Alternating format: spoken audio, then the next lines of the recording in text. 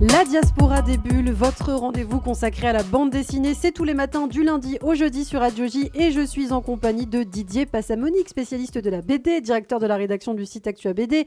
Bonjour Didier. Bonjour Ilana. Et ravi de vous retrouver ce matin. Et ce matin, on va parler de cet auteur que vous aimez tellement, c'est Goscinny. Bien sûr, vous nous parlez de Goscinny, mais bien avant de la création d'Astérix. Absolument, et puis comment pas aimer Goscinny. Alors Goscinny, c'est un enfant d'un père polonais, d'une mère russe, juif, né à Paris à partir de l'âge de 2 ans, et il rejoint son père en Argentine, parce que c'est ça, il a 2 ans, et puis en Argentine il va rester jusqu'à l'âge de 19 ans, et puis en 1945 il s'en va avec sa mère à New York, son père est mort en Argentine en 1943, pour y résider 7 ans, et puis il va se faire publier en France, mais en passant par la Belgique et par la WordPress, pour y rencontrer Uderzo. Il rencontre Uderzo grâce aux Belges.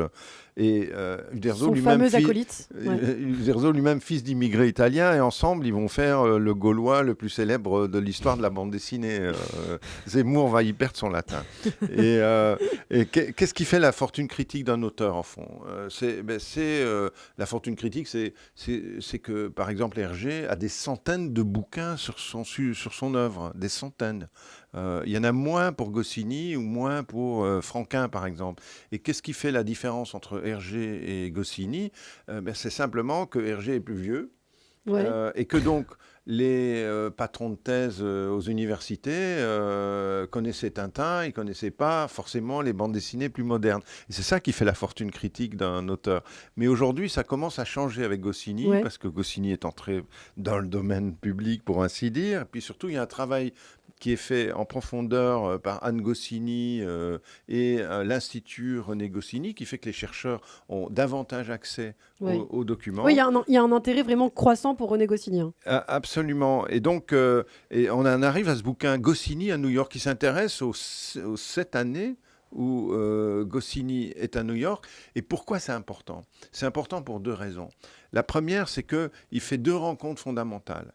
Il fait la rencontre d'abord d'un personnage qui s'appelle Harvey Kurtzman. Et Kurtzman, c'est le fondateur de Mad Magazine. Et Mad Magazine, c'est un phénomène de société aux États-Unis. C'est 2 millions d'exemplaires par mois.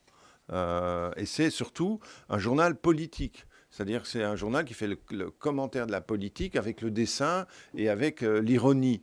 Et ça n'existe pas en France. Et Goscinny va importer cet humour-là, notamment en créant le journal de Pilote en 1959.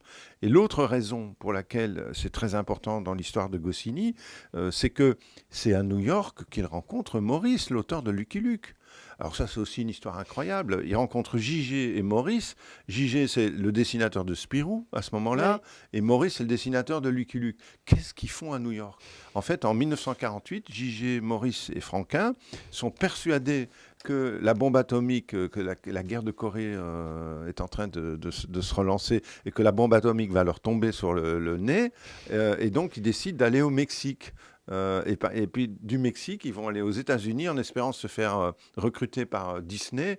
Ils sont à New York et ils s'aperçoivent que Disney en fait est en Californie et que surtout Disney n'a pas besoin d'eux. À ce moment-là, Disney est en train de débaucher.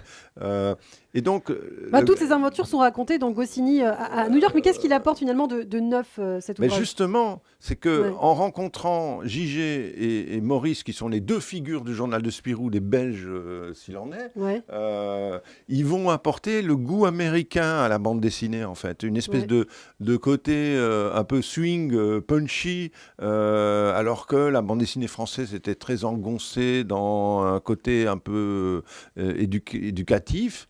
Et ça, ce sont ces années-là qui vont jouer un rôle fondamental dans l'œuvre de Goscinny.